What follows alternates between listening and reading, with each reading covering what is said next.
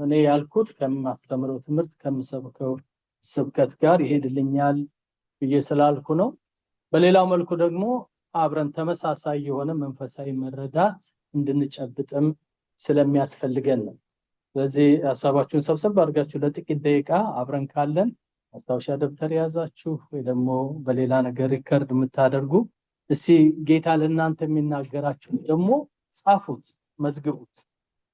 እነዚህ አራት ነገሮች ለጌታችን ስለ ኢየሱስ ክርስቶስ ስናስብ እነዚህ ነገሮች ውስጥ አስገብተን ብናስብ ትክክለኛ የጌታን ማንነት ወይ ደግሞ የጌታን ነገር እናገኘዋለን ብዬ ስላሰብኩ ነው። አራቱን ሁላችሁም ታውቋቸዋላችሁ። ለመድገም ያክል ነው። የመጀመሪያው ኢየሱስ ክርስቶስ ለኔ ማን ነው የሚል ነው። ኢየሱስ ክርስቶስ እንዴት ተገለጠልኝ? እንዴት ነው ማቀው? እንዴት ነው ማቀው?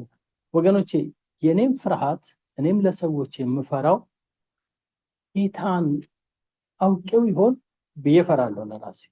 ለሰዎችም ልክ እንደዛው ፈራለሁ። ጌታን በደንብ አውቀውት ይሆን?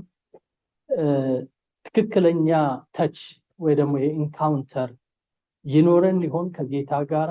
ምክንያቱም እሱን አይቶ እሱን ነክቶ እሱን አውቆ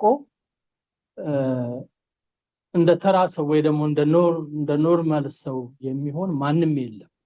ህይወታችን ይገለበጣል፣ ሐሳባችን ሁሉ ይቀየራል።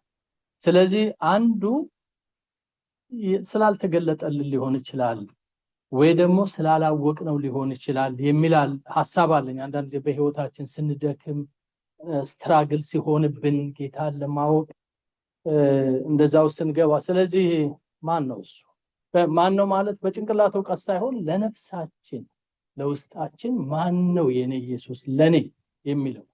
ሁለተኛው ምን አደረገልኝ የሚለው ምንድነው ያደረገልኝ? እዚህ ሀገር ከመጣሁ ጀምሮ በእውነት ብዙዎቻችሁ ያደረጋችሁልኝን አውቃለሁ። በደንብ ነው የማውቀው። አሁን ተክሌ ያደረገልኝን ብትጠይቁኝ ልነግራችሁ ይችላል ኤቱዝ። ምክንያቱም የተደረገልኝ እኔ ስለሆነ እሱ እንኳን አድርጎ ቢረሳው እኔ ግን አልረሳው አይደል? እንደዛ አይደል? ምክንያቱም አለ ውስጣችን መመዝገብ የሚችል ወይ ደግሞ ሪከርድ ማድረግ የሚችል ኔቸር አለ በውስጣችን። ስለዚህ ኢየሱስ ያደረገልንን ነገር አንረሳው። ግን ምን እንድናደርገው ያስፈልጋል? እንድናስበው፣ እንድናሰላስለው ያስፈልጋል። የትኛውም ወረቀት ጽፈነው ካስቀመጥነው ይቀመጣል። እንደውም አንድ እዚህ ወደ ውስጥ ስገባ አንድ በጣም የቆየ መጽሐፍ አየሁና የታተመበትን ዓመተ ምሕረቱን ለማየት ስፈልግ 280 ዓመት አልፎታል። ትልቅ መጽሐፍ ነው። እዛ ጋር አለ፣ ስትገቡ ታውታላችሁ። እና እሱን የጻፉ ሰዎች ሞተዋል የሉም አይደል? ያን ጊዜ እንደ ብርቅ ያዩ ሰዎች የሉም። መጽሐፉም ከጥሩ ቦታ ወርዶ እዛ ግምጃ ውስጥ ተቀምጧል። የተመዘገበ ነገር መልሰን ካላየነውና መልሰን ካላሰላሰልነው በቃ ይቀመጣል እንደዛው እስከምንሞት ድረስ ማለት ነው። ከዛ የተነሳ ጌታ ምንድነው የሚለን ወይ ደግሞ መጽሐፍ ቅዱስ የሚለን ምንድነው? አስቡት፣ አሰላስሉት፣ ሜዲቴት አድርጉት፣ እንደገና ሲሪየስ አድርጉት የተደረገውን ነገር ይለናል። ያንን ባገላበጥን ቁጥር ለነፍሳችን የምናገኘው መልካም ነገር አለ። ስለዚህ ምንድነው ለኔ ያደረገልኝ ጌታ ኢየሱስ? በእውነት ምን አደረገልኝ? እሱን ነው ዛሬ የምናየው። ባለፈው ሳምንት ክፍል 1 አይተናል። ሶስተኛው ወደፊትስ? መቼም የዚህ ምድር ነገር ማክተሙ አይቀርም፣ ይቆማል አንድ ቀን። ምንድነው የተዘጋጀልኝ? ምን ተስፋ አድርጌ ልጠብቅ? ምንድነው ያዘጋጀልኝ የሚለውንም እሱን ማየት ያስፈልገናል። ብዙ የጌታ ስብከት እዛ ላይ የሚያተኩር ስለሆነ። በአራተኛ ደረጃ ምናልባት እንደ ቤት ስራ ሊያነጋግረን የሚችለው ነገር ከኔስ ምን ይጠበቃል? ማድረግ ያለብኝ ምንድነው ብለን ደግሞ ያንን ማሰብና ማሰላሰል ያስፈልገናል። በዚህ በሁለተኛው ርዕስ ላይ ለኔ ምንድነው ያደረገልኝ የሚለውን ሁለተኛውን ክፍል ዛሬ እንመለከተዋለን። ለኔ ምንድነው የተደረገልኝ? ምንድነው ያደረገልኝ? በክርስቶስ የተደረገልንን ዘወትር ማሰብ ለህይወታችን በጣም ይጠቅማል። በጣም በረከት አለ። አንዳንዱ እንደተነጋገርነው ከአእምሯችን በላይ ነው አንዳንዱ ነገር፣ ሌላው ደግሞ በቀላሉ ሊገባን ይችላል። ለምሳሌ ጭንቅ ብሎን ከሆነ የእግዚአብሔር ሰላም መጥቶ ልባችንን ሲሞላው እፎይ እንላለን እና ስለዚህ ጌታ ምን ሰጠኝ ማለት እንችላለን? ሰላም ሰጠኝ እንላለን። ይሄ ሲምፕል ነው አይደል? ማለት ቴስት የምናደርገው ነው፣ ሩቅ አይደለም። ምን ሮኬት ሳይንስ አይደለም ይላሉ አንዳንድ ሰዎች ቀለል ያለ ነገር ለመናገር ሲፈልጉ፣ ውስብስብ አይደለም። ሌላ ጊዜ ደግሞ የጠላት ውጊያ ከበብ ሲያደርገን ቅድም ካስኔ ጋር እንነጋገር ነበር እና አንዳንድ ጊዜ እንደዛ አይነት ጫና እንዳለ ሲመስለን ጌታ ድንገት መጥቶ ያንን መታ አድርጎ ገፈፍ ሲያደርግልን ጌታ እኮ ደረሰልኝ ተዋጋልኝ እንላለን አይደል? ሴንስ እናደርጋለን። ስለዚህ ይሄ ይገባናል። እነዚህ ቀላሎች ናቸው። ግን ከዚህ ራቅ ያሉ ደግሞ ትኩረት የሚጠይቁ ጥናት የሚጠይቁ ውይይት የሚጠይቁ ነገሮች ደግሞ አሉ፣ ከተደረጉልን ነገሮች ማለት ነው። አሁን በአእምሯችን ልናገኘው ማንችለው ግን ነፍሳችን ውስጣችን የሚረዳው መንፈስ ቅዱስ የሚያስረዳን ግን ረጋ ብለን ማሰብ ማሰላሰል የሚያስፈልጉን ግን በጣም ነገሮች አሉ። እነሱን እስኪ በጥቂቱ ዛሬ ለማየት እንሞክራለን። ሐዋርያ ጳውሎስ በብዙ መልኩ መልእክቶቹ ላይ ይገልጻቸዋል። አንዱን ነገር ሲናገር ግን ምን ይላል? በቃላት ሊገለጽ ስለማይቻለው ስጦታው እግዚአብሔር ምን ይበል ይላል? ይመስገን አላለው። ጳውሎስ በጣም ተናጋሪ ሰው ሁላችሁም እንደምታውቁት ስለራሱ እንኳን ሲናገር ሰውነቱ ሲታይ ደካማ ይመስላል፣ ንግግሩ ግን በጣም ኃይለኛ ነው ይሉኛል አለ ሰዎች። በጣም ኃይለኛ ነው ሲናገር፣ ተናጋሪ ነው፣ ሰባኪ ነው፣ ነገስታቶቹን ሁሉ እንኳን ማሳመን የሚችል ነው። አንዳንዶቹ እንደውም እነ ንጉስ አግሪጳ እንደ አንተ ጳውሎስ ዝም በል በጥቂት ክርስቲያን ልታደርገኝ ትፈልጋለህ እንዴ ነው አይደል ያለው? ምክንያቱም ንግግሩን ስላልቻለ። በጠቢባን መካከል በጥበብ እንናገራለን እያለ በጥበብም የሚናገር ሰው እንደሆነ እናውቃለን። ግን ስለ እግዚአብሔር ስጦታ ሲያስብ ቃላት አጣ፣ ጠፋበት። ግሪክ ቋንቋ ይናገራል፣ ህብሬው ይናገራል፣ አራማይክም ይናገራል። አንዳንድ ቦታ ጣል አድርጓል። ግን እነዚህ ሁሉ ቋንቋዎች እግዚአብሔር ያደረገለትን ያንን ስጦታ ለመግለጽ በቂ አልሆኑለት። ስለማይነገር ስጦታው እግዚአብሔር በቃላት ምን ሊል ስለማይችል ሊገለጽ ስለማይችል ምንድነው ይሄን ያስባል? የሱን ባዮግራፊ ማየት ያስፈልጋል። የሁሉንም ሰው እያንዳንዱን ሰው የተናገረበትን ነገር ማወቅ ከተፈለገ የኋላ ታሪኩን ማየት ነው። ጳውሎስ ደልቶት የኖረ ሰው ነው። ሀብታም ነው። ምግብ በፈለገ ጊዜ ምግብ አግኝቷል። በሰዎች ፊት ጥሩ ወንበር የተሰጠው የከበሬታ ወንበር ያገኘ ሰው ነው እንደ ጳውሎስ። ባዮግራፊ ያንን መሰከረ። እንደኔና እንደናንተ ጥሩ አልጋ ላይ የተኛ ጥሩ አንሶላ ለብሶ ሻወር አግኝቶ የኖረ ሰው ነው እንደ ጳውሎስ። እንዴት ነው የምታስቡት? እንደውም አንድ ጊዜ በጣም ሲብስበት እንደዚህ ብሎ ነበር፣ እግዚአብሔር እኮ እኛን የዓለም ጥራጊ የመላእክት መጫወቻ ያደረገን ይመስለኛል። ስለ ሰዎች ሲናገር ደግሞ እኛ እስከ ዛሬ ድረስ እንራባለን፣ እናንተ ግን ጠግባችኋል። ምን አለ ያላችሁን ብታካፍሉን፣ እኛ መንፈሳዊ ነገር እንደሰጠናችሁ እናንተ የሥጋ ነገር ብትለግሱን ምን አለ ብሎ ይለምናል። ሕይወት ነው ትርች የኛን ያክልም ገቢም አልነበረው። የብልጽግና ሰባኪዎች እንደሚሰብኩት ጳውሎስ በጣም ሀብታም ነው፣ ኢየሱስ በጣም ሀብታም ነው። አንዳንዶቹ በጣም የሚያስቅ ነገር ይናገራሉ። ኢየሱስ እንደ ሀብታም ነው፣ መርከብ ውስጥ እኮ ትራስ ተንተርሶ ነው የተኛው ይላል መጽሐፍ ቅዱስ። በዛን ጊዜ ትራስ የሚተራስ ሀብታም ነው። ጳውሎስ 3-4 ግሩፕ ይዞ ነው የሚሄደው። እነዚህን ሁሉ እኮ የሚያበላ ሰው ነበረ፣ አይቸግረውም ይላሉ። ግን ጳውሎስ ይሄን አይደል ተርቤ ያለው ይላል። ሁለተኛ ቆሮንቶስ ምዕራፍ 11 ስታጠኑት ተርቤ ያለው 3-4 ቀን ባህር ላይ አድሬያለሁ። በላይ ህይወቴ እንኳን ቢፈስ ብሰዋ ደስ ይለኛል። ግን ሊገልጠው ስለማይችል ስጦታው እስቲ በሉልኝ አንድ ላይ አገኛችሁ ሐሳብ ምንድነው ስጦታው? የአንድ ቀን ቁርስ የሌለው ሰው ወዳጆቹ ጥለውት ሄደዋል። ብቻዬን ቀርቻለሁ ብሎ ለጢሞቴዎስ ጽፎለታል። አይዞህ የሚለው የሚያጽናናው የለም። ግን ወደ እግዚአብሔር ሲመለከት በቃላት ሊገለጽ ስለማይችል ስጦታው እግዚአብሔር ምን ይበል?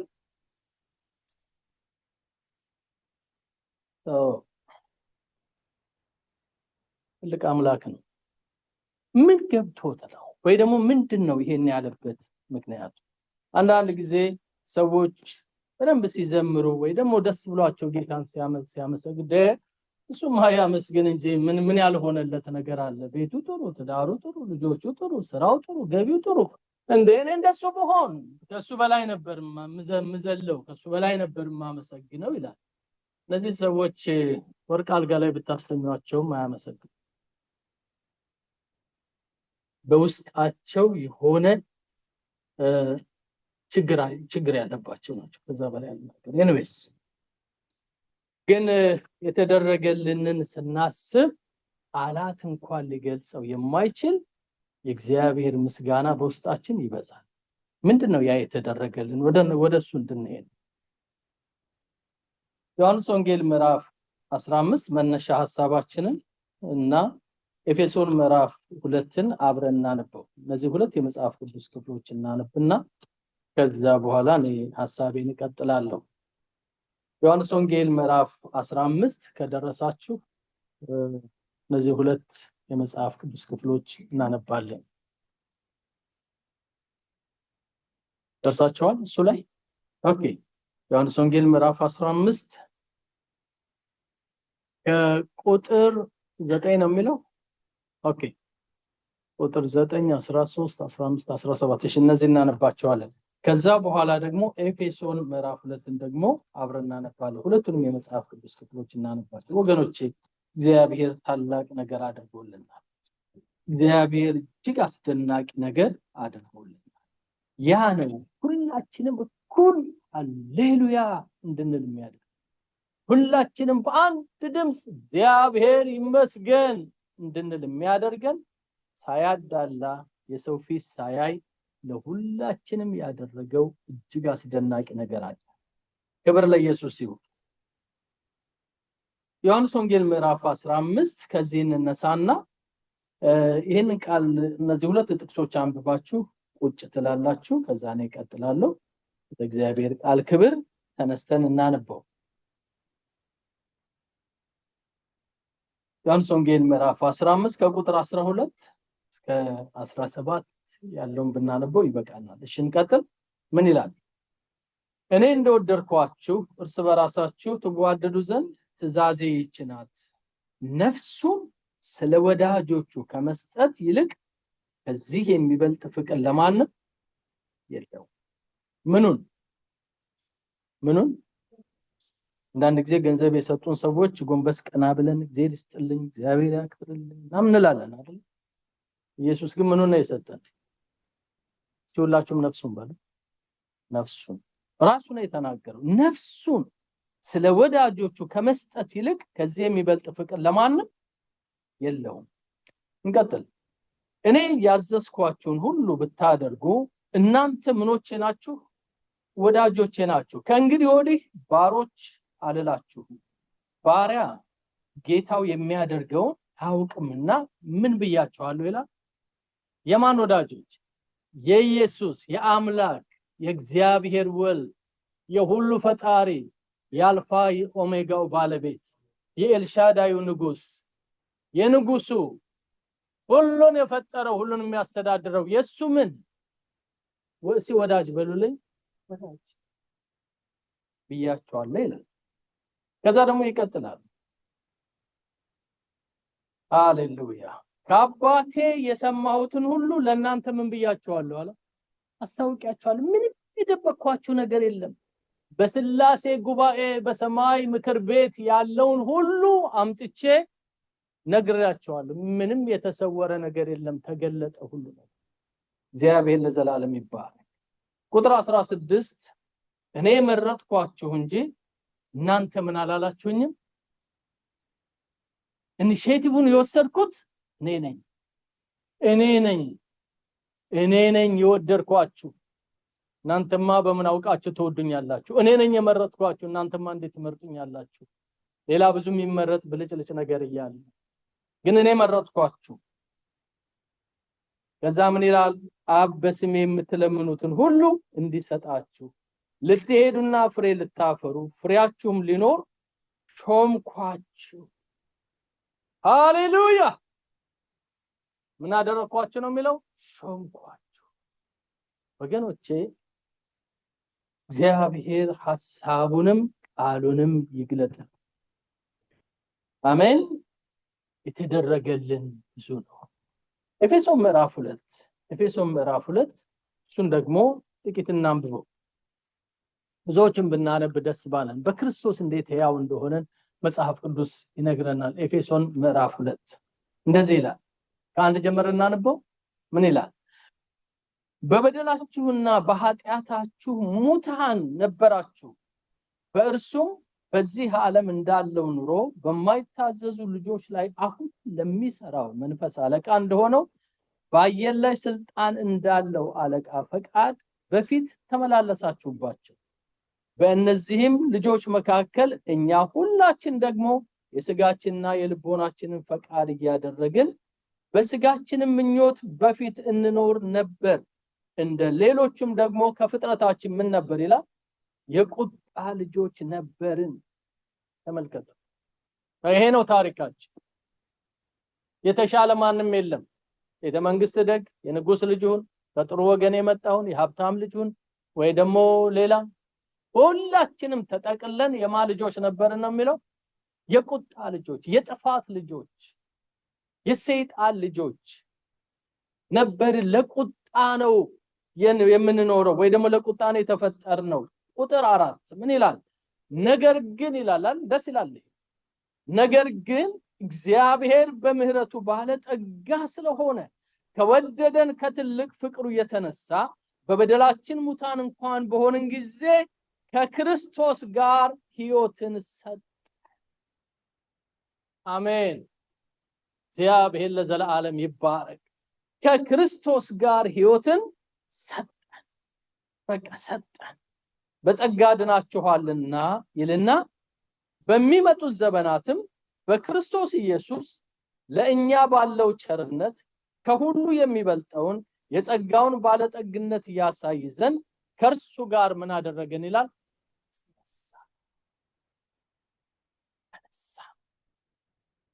ይሄ ብቻ አይደለም እንዴ? በክርስቶስ ኢየሱስም በሰማያዊ ስፍራ ከሱ ጋር ምን አደረገን? አስቀመጠን። ጸጋው በእምነት አድኗችኋልና ይህም የእግዚአብሔር ስጦታ ነው እንጂ ከናንተ አይደለም፣ ማንም እንዳይመካ ከስራ አይደለም። እኛ ፍጥረቱንና እንመላለስበት ዘንድ አስቀድሞ ያዘጋጀውን መልካምን ስራ ለማድረግ በክርስቶስ ኢየሱስ ምን ሆነን? ጸልይ እንደው ይሄ ቃል የተነበበው ቃል የጌታ ቃል የተደረገልን እንድናስብ የተደረገልንን ማሰብ እንድንችል በውስጣችን ብርሃን እንዲሆን ብርት እንዲል እግዚአብሔር በመንፈሱ ይርዳን። ጌታ አምላካችን እጅግ አድርገን እናመሰግንሃለን። አይገባንም ነበር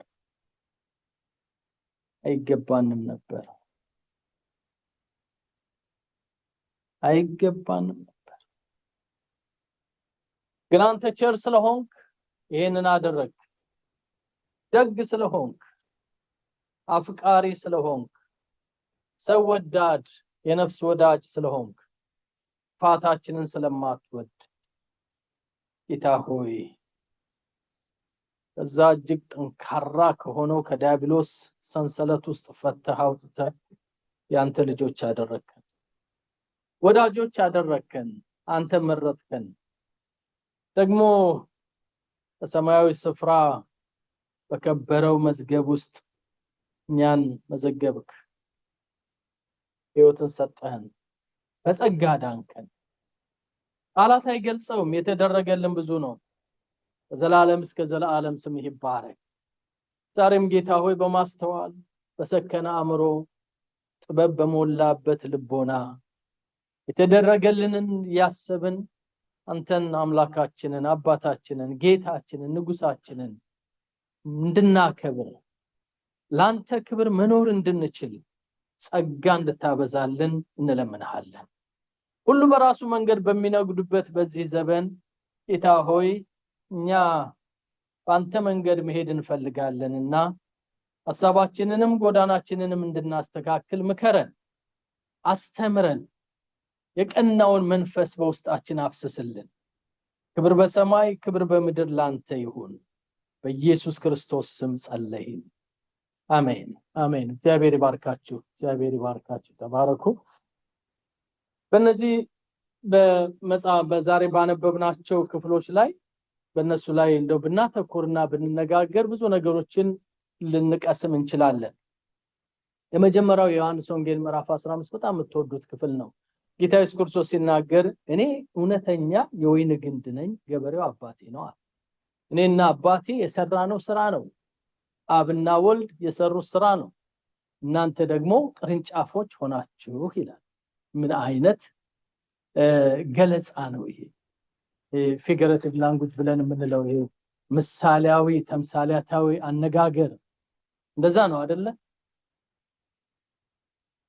እኔ ወይን ግንድ ነኝ ገበሬው የዚህ ወይን ባለቤት ደግሞ አባቴ ነው እናንተ ደግሞ ምኖች ናችሁ እንጫወት በሌላ አባባል አንድ ላይ ነን ፍሬብና ፈራም አንድ ላይ ነን አንለያይም አንድ ላይ ነው የምንኖረው ያለ ነው የሚናገረው እንዲህ አይነቱ አስደናቂ ነገር ለሁሉም ሊገባ ስለማይችል እንዴት ሊሆን ይችላል የሚል ጥያቄ ስለሚኖር እሱ ራሱ ምን አለ ይሄን እኮ እናንተ አላረጋችሁትም ይሄን ያደረኩት እኔ ነኝ የመረጥኳችሁ እኔ ነኝ ወይኑ ግንድ ላይ አምጥቼ ተከልኳችሁ እኔ ነኝ ይላል ጳውሎስ በመገለጥ ይሄንን ስላየው ሮሜ ምዕራፍ 11 ላይ ሲደርስ እኛ እኮ ከፍጥረታችን የወይራ ዛፎች አልነበርንም እንደውም እኛ የበረሃ ዛፎች ነበርን ይላል አይደል ከፍጥረታቸው የወይራ ዛፎች የነበሩት አይሁዳውያን ስላልታዘዙ እኛን የበረሃ ዛፎቹን አመጣና በዛ በቅዱሱ ግንድ ላይ አቆመን ተከለን እግዚአብሔር ይባረክ አንድ አይነት ነው የሚናገር ቃሉ አንድ አይነት ነው ስለዚህ ከዛ ከበረሃ መጥቼ እዚህ ንጹህ የሆነው ወይራ ላይ ተተክያለሁ ብለህ እንዳትታበይ ይሄን ያደረገው እግዚአብሔር ነው የቆመ የሚመስለው እንዳይወድቅ ይጠንቀቅ ፍራንጂ የትዕቢትን ነገር አታስብ ይላል ነገሩ የተደረገው ትልቅ ስለሆነ በጣም ማስተዋል ማሰብ ያስፈልጋል እና ጌታችን ኢየሱስ ክርስቶስ ይሄ እኮ እንዲሆን ነፍስ መሰጠት ነበረበት ወይኑ ግንድ ላይ መጣችሁ ቅርንጫፍ ለመሆን መጀመሪያ መስዋዕት መቅረብ ነበረበት የሆነ ቅዱስ የሆነ ንጹህ የሆነ ስለናንተ መታረድ መገረፍ መራብ መቸገር መሰቃየት ነበረበት ስለዚህ ነፍሱን ለወዳጆቹ ከመስጠት ከዚህ የሚበልጥ ፍቅር ለማንም ይሄ ነፍስ ስለተሰጠ ከዚህ በኋላ ባሮች የዚህ ነፍስ ዋጋ የተከፈለላችሁ ውድ ናችሁ ወዳጆች ናችሁ የእግዚአብሔር ተፈቃሪዎች ናችሁ የእግዚአብሔር ጓደኛ ናችሁ እግዚአብሔር ለዘላለም ይባረክ ለእናንተ የሚደበቅ ሚስጥር የለም ለባሪያ አይነገርም ለወዳጅ ግን ይነገራል ክብር ለእግዚአብሔር ይሁን አሜን በሰማይ ያለው ሚስጥር ለባሪያ አይነገርም ሩቅ ላለ አይነገርም ለወዳጅ ግን ይነገራል ለዛ ይመስለኛል ነብዩ ሲናገር በእውኑ ከወዳጄ ከአብርሃም የምሰውረው ነገር አለን ብሎ እኮ ለአብርሃም የተናገረው እንደዛ አይደል?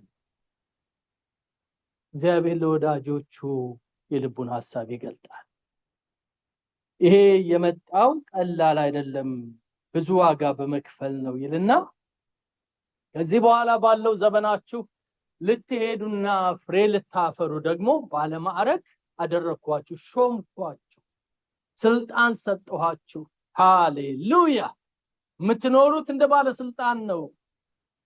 እኔ ነኝ ይሄንን ያደረኩት ብሎ ነው ዮሐንስ 15 ላይ በፍርሃት ተውጠው የነበሩትን ደቀ መዛሙርቱን ለኛም ጭምር የነገረ። ሐዋርያው ጳውሎስ የዚህ ነጸብራቅ የሆነውን ቅድም ያነበብነው ኤፌሶን ምዕራፍ 2 ላይ ያለውን ነገር ሲናገር ከፊትና ከኋላ ካለፈ ህይወትና አሁን ከተደረገው ነገር ጋር እያነጻጸረ ነው የተጻፈውን የመጽሐፍ ቅዱስ ክፍል ያነበብነው። በፊት እኮ ይላል በመጀመሪያዎቹ 3 ቁጥሮች የሚናገረው በፊት እኮ በበደላችሁ በኃጢአታችሁ ሙታን ነበራችሁ። እንደው እንገራችሁ ሚስጥሩን በራሳችሁ እንኳን አልነበራችሁም። እንደው ራሴን ችዬ እኖራለሁ እንኳን ምትሉ አልነበራችሁም፣ አቅመ ቢስ ነበራችሁ። ይልቁንም አየር ላይ ላለው መንፈስ አለቃ ፈቃድ በሱ ቁጥጥር ስር ነው እንጂ የምትተዳደሩት በራሳችሁ እንኳን ኒውትራል ሆናችሁ መኖር የምትችሉ አይደላችሁም። ምን አቅም አላችሁ? እንደፈለገ መጥቶ የሚገርፋችሁ የሚያሽከረክራችሁ የአየሩ ላይ መንፈስ አለቃ ዲያብሎስ አለ። እናንተም ደግሞ ከሱ ጋር ሆናችሁ የሥጋችሁን ፈቃድ እያደረጋችሁ የቁጣ ልጆች ስለነበራችሁ እንደዛ ነው የምትኖሩት። ከፊታችሁ ልም ያለ ጥፋት ነበር ያለው። ነገር ግን ከወደደን ከታላቅ ፍቅሩ የተነሳ ገና በበደላችን ሙታን በነበርን ጊዜ ኃጢአታችን ገሎን በነበረ ጊዜ የዳው ጽፈት ተጽፎብን በላያችን ላይ ሞት ይገባዋል በተባለ ጊዜ ከወደደን ከታላቅ ፍቅሩ የተነሳ ኃጢአታችንን ይቅር አለ። እግዚአብሔር ለዘላለም ይባረክ። ያንን ብቻ አይደለም ያለው፣ ከክርስቶስ ጋር አብሮ ሕይወትን ሰጠን። ሕይወት ሰጠን። ይሄን ብቻ አይደለም፣ ሕይወት ሰጥቶ ዝም ብሎ አልተዋችሁም፣ አስነሳችሁ ከሱ ጋር። ያን ብቻም አይደለም፣ በሰማያዊ ስፍራ ከሱ ጋር ምን አደረጋችሁ? ይህም ደግሞ በሚመጡ ዘመናት የጸጋው ክብር ይመሰገን ዘንድ እግዚአብሔር ይህንን ለኔ ያደረገ። እናመስግነው። ታመሰግኑታላችሁ አላችሁ ምስጋና። ለዚህ ነው ጳውሎስ ቃላት ሊገልጸው ስለማይችለው ስለ እግዚአብሔር ስጦታ ስሙ ለዘላለም የተባረከ ይሁን። እኔ ምስጋና አለኝ በእናንተ ፊት፣ አምላኬን አመሰግነዋለሁ ስለዚህ። ሃሌሉያ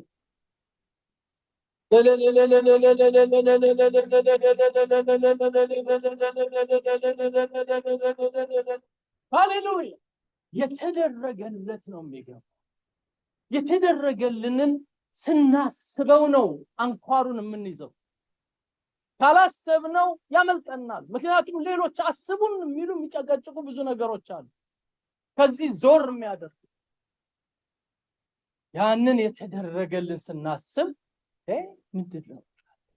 ረሃብ ምንድነው? ችግር ምንድነው? ገንዘብ ማጣት ምንድነው?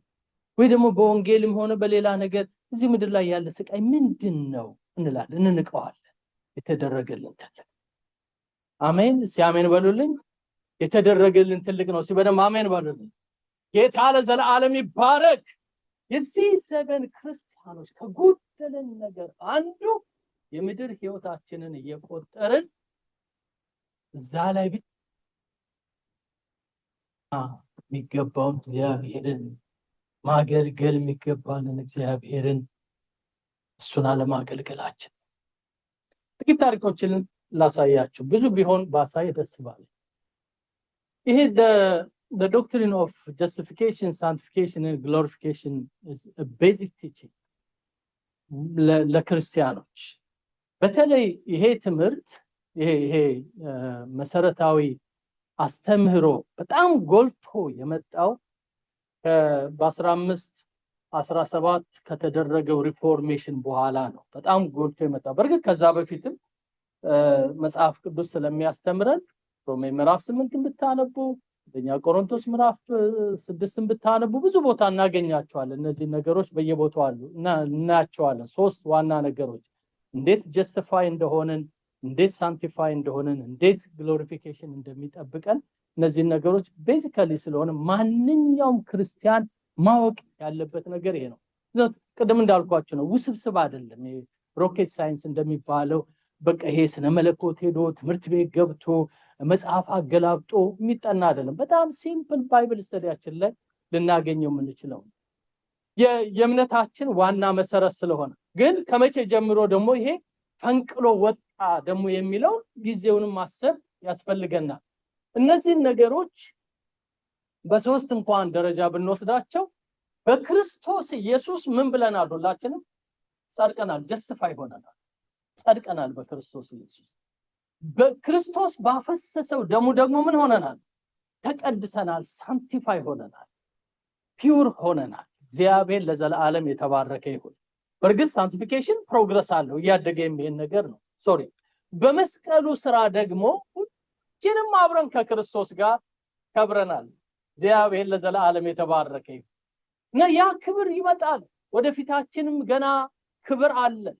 ለዚህ ነው ጳውሎስ ሮሜ ምዕራፍ 8 ቁጥር 17 ላይ ሲናገር ሊገለጥ ካለው ክብር ጋር ያሁኑ ዘመን መከራችን ቢነጻጸር ወይ ደግሞ ቢመዘን ምንም እንዳይደለ ተረድቻለሁ። የዚህ ዘመን መከራችን ምንም አይደለም ይላል። የኛን አይደለም ይላል። እኛ መከራ ውስጥ ነን ብላችሁ እንዳታስቡ፣ እንደዛ እንዳታስቡ። እናንተ ወደ ተመቸ ወደ ተደላደለ ሀገር መጣችሁ አሜሪካ ክርስቲያን ሀገር እየኖራችሁ ነው ያላችሁት።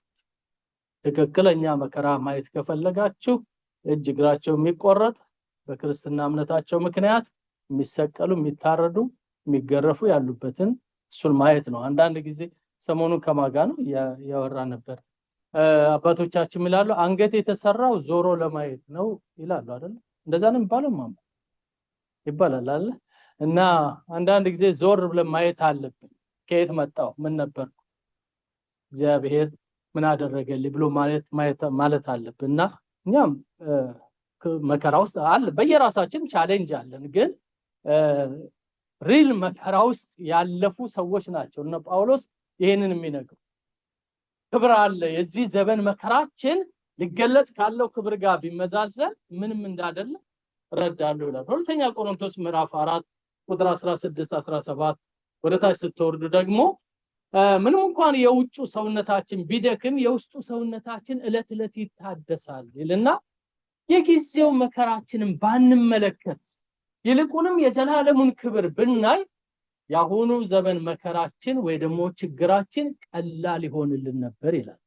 ስለዚህ አይን አርቆ ካየ ልብ አርቆ ካሰበ እዚህ ያለው ሾርቴጅ ኦፍ ቢል ምን ከፍለው አንዳንድ ነገር ትንሽ እጃችን አጠር ሲል ከማጉረምረም እንወጣና አለ ክብር እንላለን። አሜን። እሺ ክብር አለ በሉ ሁላችሁም ክብር አለ። ክብር ለኢየሱስ ይሁን። አሜን። ክብር አለ። ያንን ክብር ክርስቲያን በደንብ ማወቅ አለበት። በእነዚህ ሶስት ነገሮች ላይ በመጽደቅ በመቀደስና በመክበር ነገሮች ላይ በጣም መሰረታዊ የሆኑ ዕውቀቶች ለቤተ ክርስቲያን ያስፈልጋል። ይሄ የሪፎርሜሽን ጊዜ በቀኑን ታውታላችሁ በኦክቶበር 31 ነው የተደረገ የሚባለው፣ ግን ኦክቶበር 29 በጣም ትልቅ ስብሰባ ነበር በካቶሊክ ቤተክርስቲያን የተደረገ እና በዛ ስብሰባ ላይ ሪፎርሜሽን በነ ማርቲን ሉተር ብቻ አይደለም የተጀመረው። ከነሱ በፊት 100 ዓመት ወደ ኋላ ስትሄዱ እነ ዊክሊፍ አንቀሳቅሰውት ነበር። እነሁስ ብዙ ስራ ሰርተው ነበር። በጣም ከባድ የሆነ ተቃውሞ ደርሶባቸው የተገደሉ ብዙ ሰዎች ነበሩ። ግን እንዳጋጣሚ ሆኖ ማርቲን ሉተር በነበረበት በዛን ጊዜ በክርስቶስ ነው መጽደቅ የሚቻለው የሚሉ እጅግ በርካታ የካቶሊክ አማኞች ተነስተው ነበር እና ኦክቶበር 29 በተደረገው ስብሰባ ላይ እነዚህ ሰዎች ተነስተው ጉባኤውን ሞሉት፣ ተናገሩ። ከዛ ሌሎቹ ደግሞ እዛው ቸርች የነበሩ ይሄ ህጉን ስርዓቱን ሪሊጂየስ አክቲቪቲውን የሚደግፉ ደግሞ ምን አሉ እንዴ በሮም ካቶሊክ ላይ ፕሮቴስት ያደርጋሉ እንዴ ብለው ሲሉ ፕሮቴስታንት ብለው ጠሯቸው። ፕሮቴስታንት ያሉት እዛው የነበሩት የካቶሊክ አማኞች ናቸው። ተቃወሙ ለማለት ነው። ኤኒዌይስ በዛን ጊዜ ይሄ ሪፎርሜሽን ፈነዳ በ29 ከሁለት ቀን በኋላ ማርቲን ሉተር ወደ 95 የሚሆኑ ቴስቶችን ወሰደና ቤተክርስቲያኑ ላይ ለጠፈ ማለት ነው። ከዛን ጊዜ ጀምሮ ሪፎርሜሽን ዴይ ይከበራል። ኤኒዌይስ ይሄ ታሪክ ነው። በዛን ቀን እነዚህ 5 ነገሮች በጣም በጉልህ ወጡ። ሶላ ስክሪፕቸር፣ ሶላ ፌዝ፣ ሶላ ግራቲያ የሚባለው ግሬስ and ሶላ ክራይስት በክርስቶስ ብቻ ክርስቶስ አለውን የሚል and ሶላ ግሎሪያ የሚባለው ደግሞ የምንኖረው ለእግዚአብሔር ክብር ነው የሚል እነዚህ ነገሮች በጣም ጎሉ። አሁን እኛ እቺ ቤተክርስቲያን የባህሉ አማኑኤል ቤተክርስቲያን ይሄ ነው መሰረቷ። እነዚህ 5 ሶላዎች ዛሬም እኛን ያኖሩናል። ልንቀላቅላቸው አንችልም። ከሌላው የሚለየን ይሄ ነው። እዚህና እዛም ማያስረግጠን ይሄ ነው። ምን ማለት ነው? በሌላ አባባል እንደዚህ ግልጽ ከሆነ ሶላ ስክሪፕቸራ ማለት የእግዚአብሔር ቃል፣ ይሄ እግዚአብሔር ቃል ብቻውን በቂ ነው። ተጨማሪ አዋልድ፣ ስንክሳር፣ ድርሳን አያስፈልገውም። አሜን አይልም? እንደዚህ ቤት ክብር ለኢየሱስ ይሁን። ተጨማሪ አፈ ታሪክ ወይ ደግሞ ሌላ ድሪቶ ነው የሚባለው። ኢንፋክት ሌላ ድሪቶ አያስፈልገውም። ይሄ የእግዚአብሔር ቃል ሰውን ወደ ደህንነት ለመምራት በቂ ነው። እዚህ ሁሉ ሰው በቂ ነው ይበል። ለዚህ ነው አንድ መጽሐፍ ብቻ ተሸክመን የምንዞር። እግዚአብሔር ለዘላለም ይባረክ። ለዚህ ነው አንድ መጽሐፍ 30 ዓመት 40 ዓመት ብቻ የምንሰብከው። ለዚህ ነው አንድ መጽሐፍ ብቻ ሪፈር የምናደርገው። ለዚህ ነው ከዚህ መጽሐፍ ጥቅስ የምናወጣው። አሜን። እኛ እጅ ላይ የሚታየው መጽሐፍ ይሄ ነው፣ ሶላ ስክሪፕቸራ። እግዚአብሔር ለዘላለም የተባረከ ይሁን። ምናልባት አንዳንድ እዚህና እዛ የሚረግጡ ነገሮች ካሉ ቆም ብለን መፈተሽ አለን። እዚህ ከእግዚአብሔር ቃል ውጪ ሰውን ወደ መዳን ሊያመጣ የሚችል ምንም ነገር። ስለዚህ ይሄ በቂ ነው። ይሄ ነው የመጀመሪያው የዛ የሪፎርሜሽን ሐሳብ። ሁለተኛው ደግሞ ሶላ ፌዝ፣ ሶላ ፊዳ ብለው የሚሉት እምነት በልብ ጌታን ማመን፣ ከዛ ያመነውን አውጥተን ደግሞ መናገር። ሮሜ 10 እንደዛ ነው የሚለው። ማንም ሰው በልቡ አምኖ ባፉ መስክሮ ምን ይላል ነው የሚለው? ይድናል። ስለዚህ እምነት አለውን ፌዝ አለውን ነው የሚባለው። ስለዚህ በእምነት ካልሆነ በስተቀር በምንም በስራ ልንጸድቅ አንችልም። በስራ የሚጸድቅ ማንም የለም፣ በስራ የጸደቀ ማንም የለም። ስለዚህ የትኛው መልካም ስራችን መዳናችን የሚያረጋግጥ ወይ ደግሞ የዳን ሰዎች የምናደርገው ነው እንጂ የቱንም ያክል ብንሰራና ማናምን ከሆነ ጌታን መዳን አይቻልም። ስለዚህ ቀራንዮ መስቀል ላይ የፈሰሰው ደም፣ ኢየሱስ የተሰቃየው ስቃይ፣ እሱ ያደረገልን ነገር ሁሉ ለኔ መዳን በቂ ነው ብዬ ሳምን ያን ጊዜ ድናለሁ። እግዚአብሔር ይባረክ። ሶስተኛው ሶላ ግራቲያ የሚባለው ነው። ግሬስ አለው ነው። አሁን እንኳን ቅድም ያነበብነው ኤፌሶን ላይ ምንድነው የሚለው? በጸጋ ምን ብላችኋል ይላል ቁጥር 5 ላይ። ከወደደን ከትልቅ ፍቅሩ የተነሳ በበደላችን ሙታን እንኳን በሆንን ጊዜ ከክርስቶስ ጋር ሕይወትን ሰጠንልና በጸጋ ድናችኋል። የማይገባንን ጊፍት ነው የሰጠ የመዳን ስጦታ። እግዚአብሔር ለዘላለም ይባረክ። ደስ ነፃ ስጦታ ፈጽሞ ሊገባን የማይችል ልናገኝ የማንችለው መጣና ድናል። እመነኔን ድናል። እመን ትድናለህ። እመኚ ትድኛለሽ። ክብር ለኢየሱስ ይሁን። ስለዚህ ጸጋ ብቻ። አራተኛው ክርስቶስ ብቻ። ሃሌሉያ። ወደ ላይም የለው ወደ ታችም የለው ወደ ጎንም የለው፣ ኢየሱስ ብቻ በሉልኝ። ኢየሱስ ብቻ እንበል ሁላችንም። ኢየሱስ ብቻ። ክራይስት አለው። ማንም ለሰው ልጆች መጥቶ የሞተ ቢሞቱም እንኳን ሊያድኑ አይችሉም። ሁሉ የአዳም ኃጢአት ተሸካሚ ናቸው ሁሉ። ስለዚህ ከክርስቶስ በስተቀር ሌላ ማንም ሊያድነን የሚችል። ስለዚህ አራተኛው ክርስቶስ አለውን የሚለው ነው። አምስተኛው ታዲያ ይሄ ሁሉ የሆነው ለምንድን ነው ከተባለ ለማክበር ነው። ለእግዚአብሔር ብንኖር ለማክበር ነው። ሐዋርያው ጳውሎስ ሚለን አንደኛ ቆሮንቶስ ምዕራፍ 10 ቁጥር 32 ላይ ብንበላ ብንጠጣ ማንኛውንም ነገር ብታደርጉ ለማን ክብር አድርጉ? ለእግዚአብሔር። እግዚአብሔር ለዘላለም የተባረከ ይሁን። እነዚህ ነገሮች መጽሐፍ ቅዱስ ላይ የነበሩ ግን በብዙ ነገር ተሸፍነው የቆዩ ስለነበር በኋላ ሲገለጡ ብዙ ስደት አስነሱ፣ ብዙ መከራዎች ተከፈሉ። ከነዛ መከራዎች መካከል እንደው አንዱን ላሳያችሁ። እንደዚህ አይነት ነገር ይደረግ ነበር። ያመኑትን ሰዎች እሳት አንድደው፣ ይሄ እንግዲህ በየዛሬ 600 ዓመት አካባቢ ማለት ነው፣ ያቃጥሉ ነበር። እነዚህ ሁለት ሰዎች ታሪክ አላቸው። አንደኛው ገና ቅርብ ጊዜ ያመነ ነው፣ በዛ በኩል የምትመለከቱት። በዚህ በኩል ሰንሰለቱ የሚታያችሁ ይሄ ደግሞ በእንግሊዝ መንግስት ውስጥ ኤድዋርድ ዘ ሲክስ በነገሰበት ጊዜ ይሄ በ1555 አካባቢ ነው እና በዛን ጊዜ ቻፕለንሲ ውስጥ የሚያገለግል ሰው ነበር እና እዛ ያገለገለ መዳን በእምነት ነው salvation by faith ያለ ሰብክ ነበር፣ ያስተምር ነበር። እና ይሄ ነገር ሮመሩ ተሰማና ደረሰ፣ እዛ ሮያል ፋሚሊ ውስጥ ደረሰ። ከዛ ተከሰሰ፣ ታሰረ።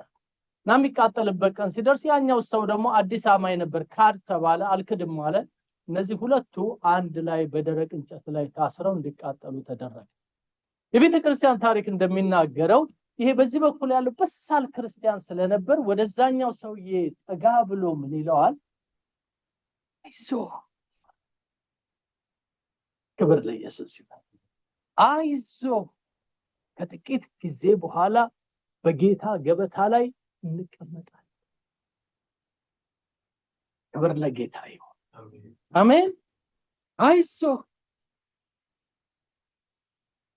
be a good comfort, brother, for we shall have a marriage supper with the Lord this night. ዛሬ ምሽት ደስ የሚል የጌታ ገበታ ላይ እንቀመጣለን፣ እንዳትፈራ አይዞ ይላል።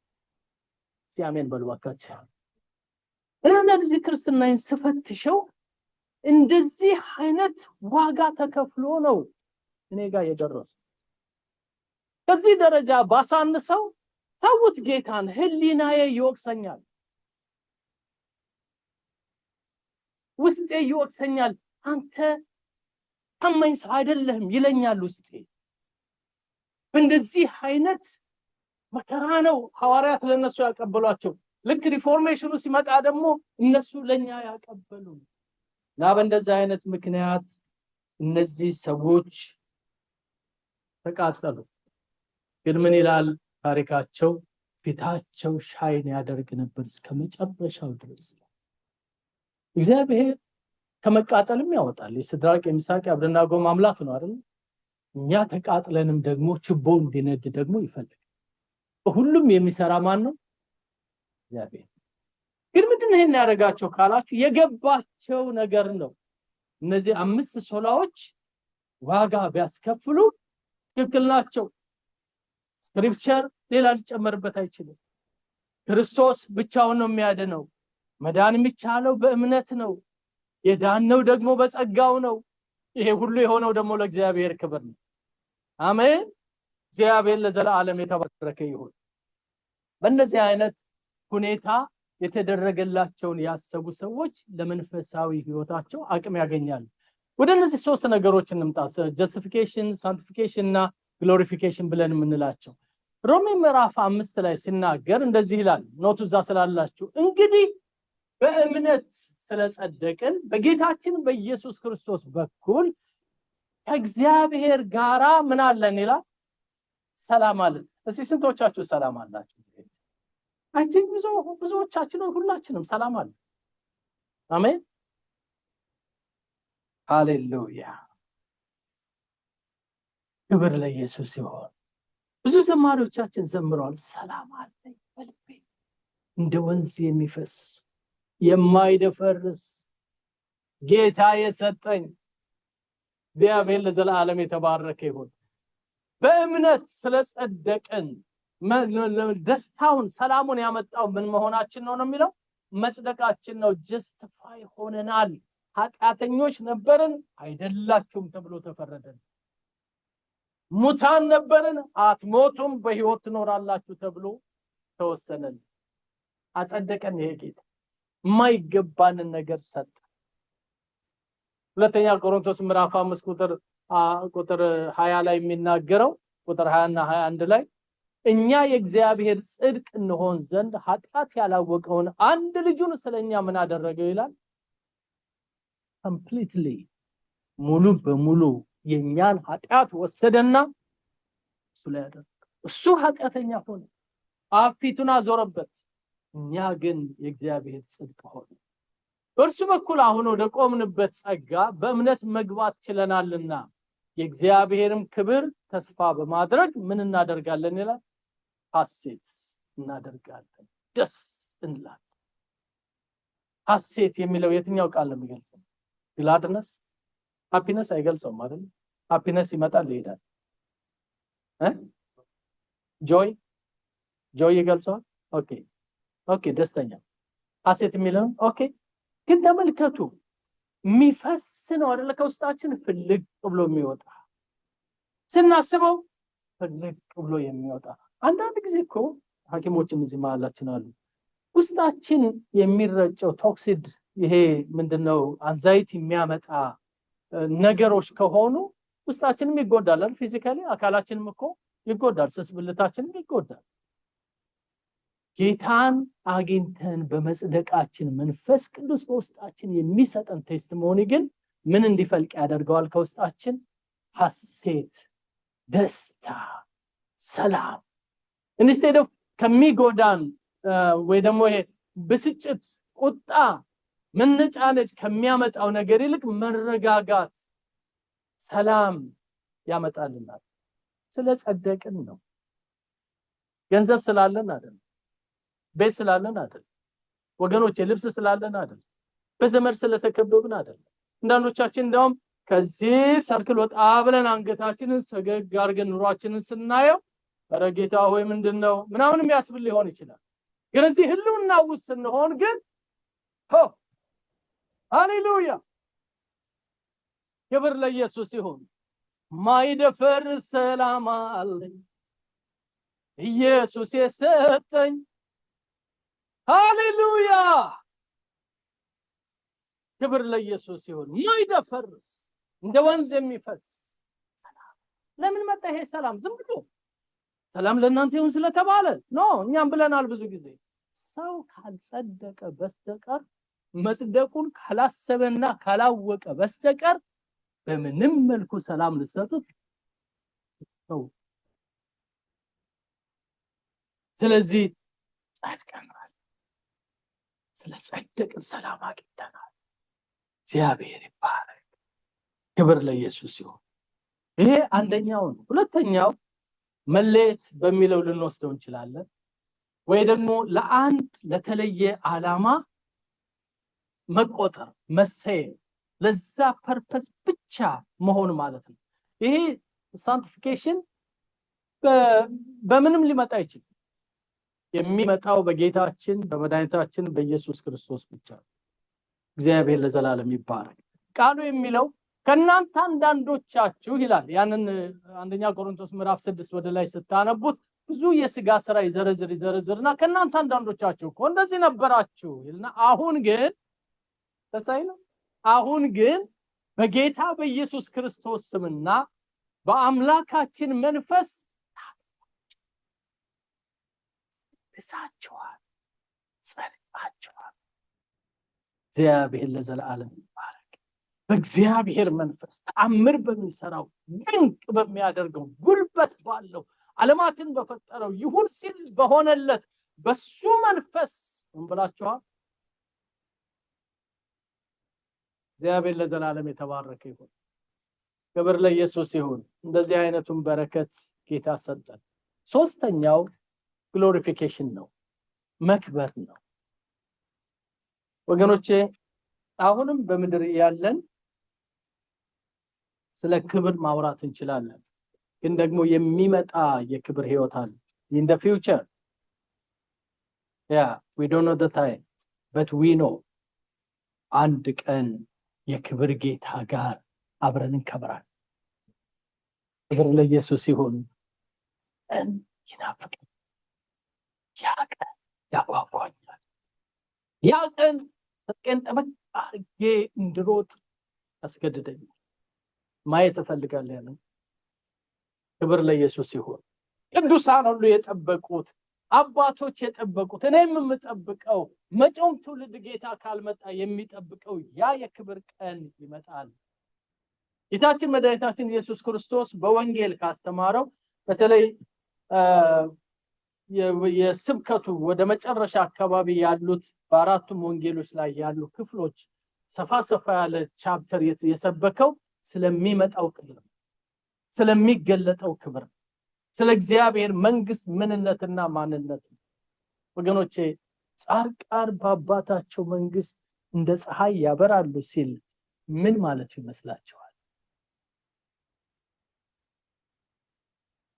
እኔ በአባቴ መንግስት በገበታዬ ላይ ቁጭ አርጌ አገለግላችኋለሁ ሲል ምን ማለት ይመስላችኋል ትርጉም አለው ለህይወታችን በጣም ትርጉም አለው ያንን ነው እንድናስብ ደቀ መዛሙርት ጥያቄ ሆነባቸው ጌታ ሆይ እኛ ሁሉን ጥለን ተከተልንህ እና ምንድነው ትርፋችን አይደለም ዞር ብሎ ጌታ ጠየቃቸው እናንተማ በ12ቱ የእስራኤል ዙፋኖች ላይ ተቀምጣችሁ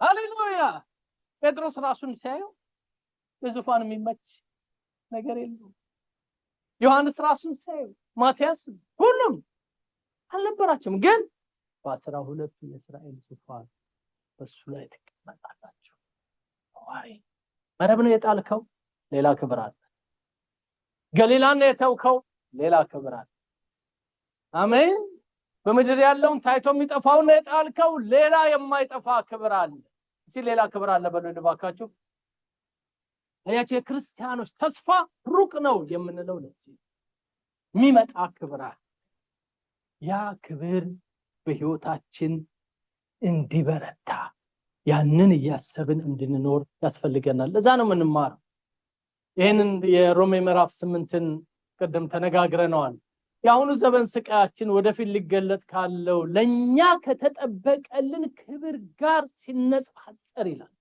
አያት የተጠበቀልን የተቀመጠልን ምን አለ ማለት ነው ክብር አለ ከሱ ጋር ሲነጻጸር እቺ እዚህ ምድር ላይ ያለው በሮማ መንግስት መሳደድ መገረፍ ይሄ ተደብድቦ መጣል ምንም አይደለችም ማለት ምንም አይደለም እንደውም ይሄንን አልቆጥረው ሁሉ ነው በሌላም ቦታ ላይ ይሄንን ሐሳብ ይናገራል እግዚአብሔር ልባችንን በማሰብ በማሰላሰል ሲሞላው እንዴት ጀስቲፋይ እንደሆነን እንዴት ሳንቲፋይ እንደሆነን እንዴት ግሎሪፊኬሽን እንደሚጠብቀን ማሰብ ስንችል ያን ጊዜ ሰላማችን የተጠበቀ ስታችን ሁሉ ይሆናል ገኖቼ አዘውትረን የጌታን ፊት የምንፈልገውና ቃሉን የምንፈልገው እነዚህ ነገሮች በውስጣችን ሲበዙ ነው ያለዛ ባጭሩ ቃል እንገራችሁ ክርስትና ትግል ይሆንባችኋል ማትገፉ ትግል አንድ አመት አቅም ልታገኙ ትችላላችሁ ሁለተኛው አመት ላይ ምን ማደለም ሲውጭ እኮ ከመሄድ በክርስቲያኖች ጋር አብሮ መሄድ ይሻላል ብላችሁ ይስታላችሁ ትንሽ አቅም ካገኛችሁ እስከ 5 አመት ትገፋላችሁ ጓደኛ ወይ ሚስታችሁ ያመነች ወይ ባላችሁ ያመነ ወይ ወንድማችሁ ቤተክርስቲያን መሄድ ወይ የምትፈልጓቸው ሰዎች ቸርች የሚገኙ ከሆነ ወይ ዛ ባለም ካለው ጥፋት ወይ ከመጠጡ ወይ ከሌላው ይሻላል እነሱ ቤቶች ይሻላሉ ብላችሁ ትንሽ አመት ልትገፉ ትችላላችሁ እርግጠኛ ልሁንላችሁ እስከ መጨረሻው ግን መቀጠል አይቻልም አቅሙ ያልቃል የስጋ ጉልበት ያልቃል የአእምሮ ካልኩሌሽን ሰሙዌር ይቆማል ይሄ ምስጢር ሲገባም ግን በዚህ ማሰላሰል ውስጥ ነፍሳችን ስትታሰብ አበበንም አንጠብቅም አየለንም አንጠብቅም ገብረ ማርያምን አንጠብቅም ሰው መጣም አልመጣም አንልም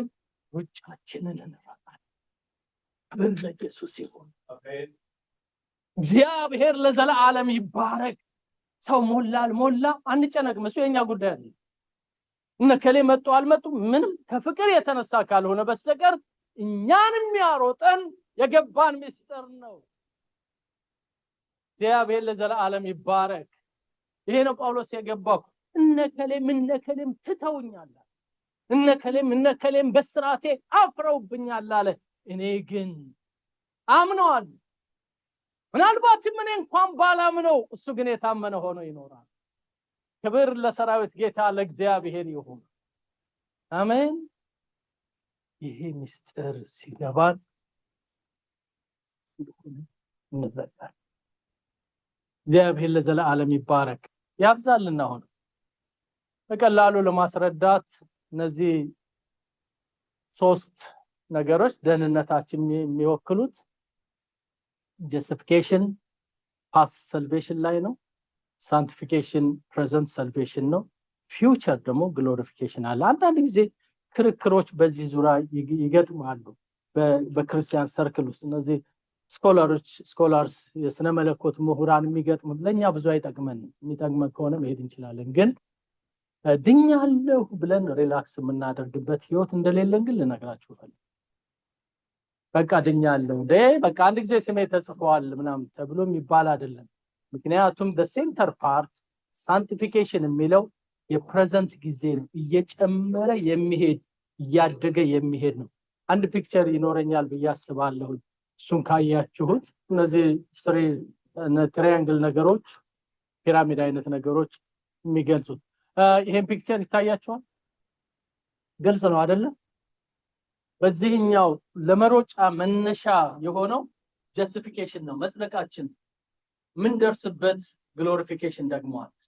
ጸድቀናል፣ እግዚአብሔር ይመስገን፣ በዓለም ካለው ጥፋት አምልጣችኋል ይለናል ቅዱስ ጴጥሮስ በሁለተኛ መልእክቱ ምዕራፍ 1 ቁጥር 3 ላይ።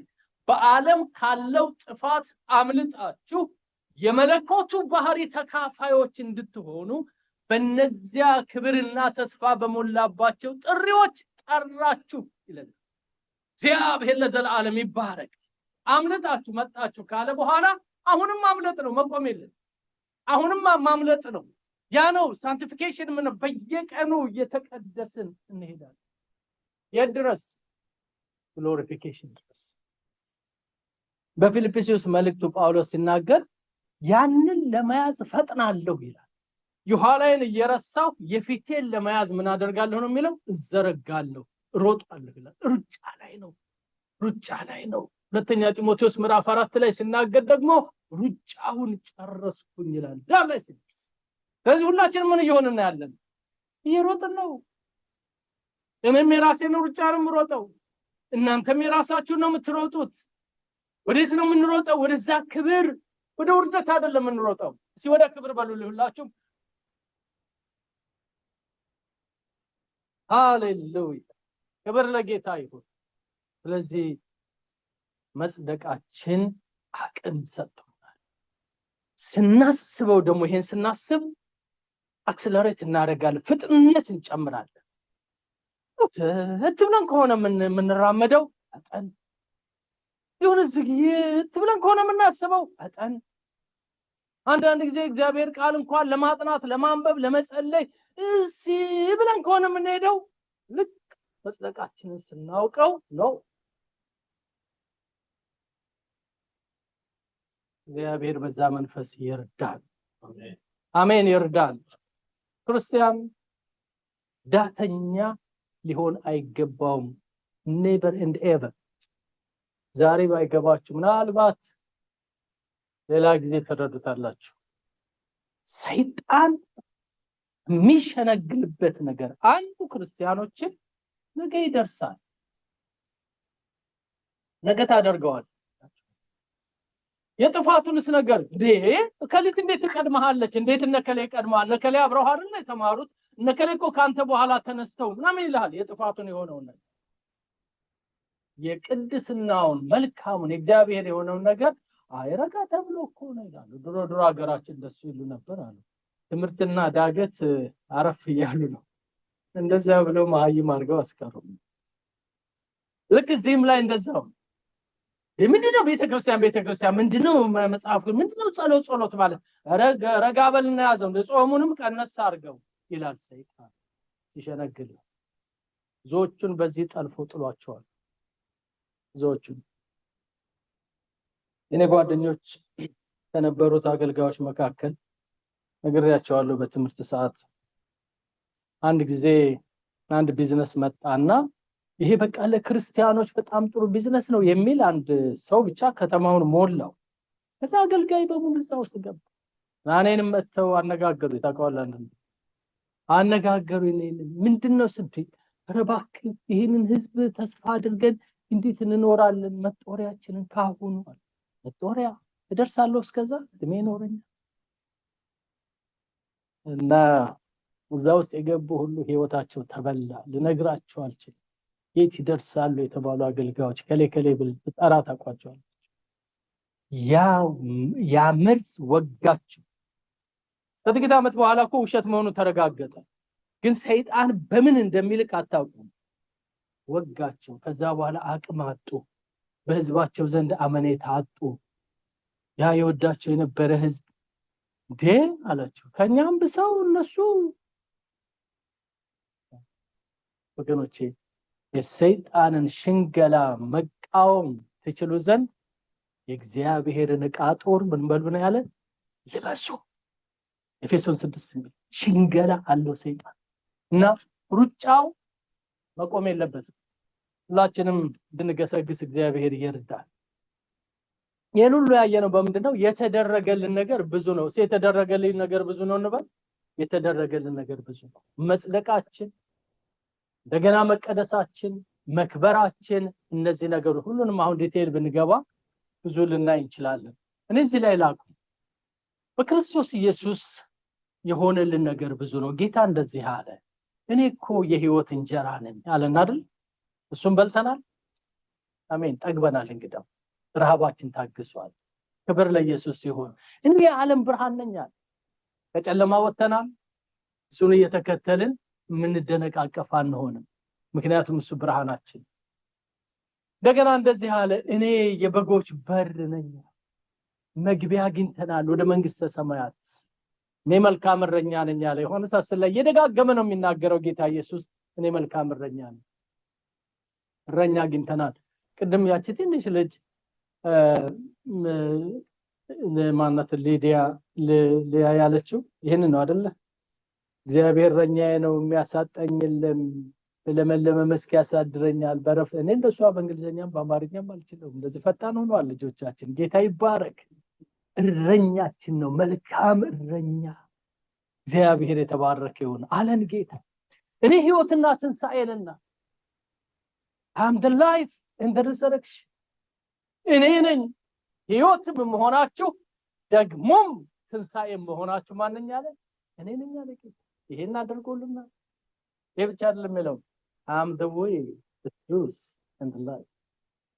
I'm the way, the truth and the life። ወገኖቼ የህይወታችሁን መንገድ ነገ ምን ይሆናል ብላችሁ ትሰጋላችሁ? መንገዳችን ክርስቶስ ነው። አሜን። ሲያሜን በሉ ልባካችሁ። የዓለም መንገድ ጨለማ ነው። ሰፊ እንኳን ቢሆን ወደ ሞት ነው የሚያደርሰው። የኔና የናንተ መንገድ ጥርት ያለ ነው። እሱም ኢየሱስ ክርስቶስ ነው። ስጋት የለብንም። ጌታ ለዘላለም የተባረከ ይሁን። እንደገና ተናገረ እኔ የወይን ግንድ ነኝ አለ። ለዛው ምን አይነት የወይን ግንድ? እውነተኛ የወይን ኦሪጂን አይደለም፣ ትክክለኛ የወይን ግንድ። እግዚአብሔር ለዘላለም የተባረከ ይሁን። ይሄ ሁሉ ለኛ የተደረገ ነው። እነዚህ ነገሮች ባሰብን ቁጥር ስለ ጌታችን ስለ ኢየሱስ ክርስቶስ የምናስበው ሐሳብ እየጨመረ ይሄዳል። እዚሁ ላይ ደግሜ ላቁም። ምን እናስብ ካለን ስለ ኢየሱስ ክርስቶስ እናስብ፣ ስለ ማንነቱ እናስብ፣ ስለ ጌትነቱ እናስብ።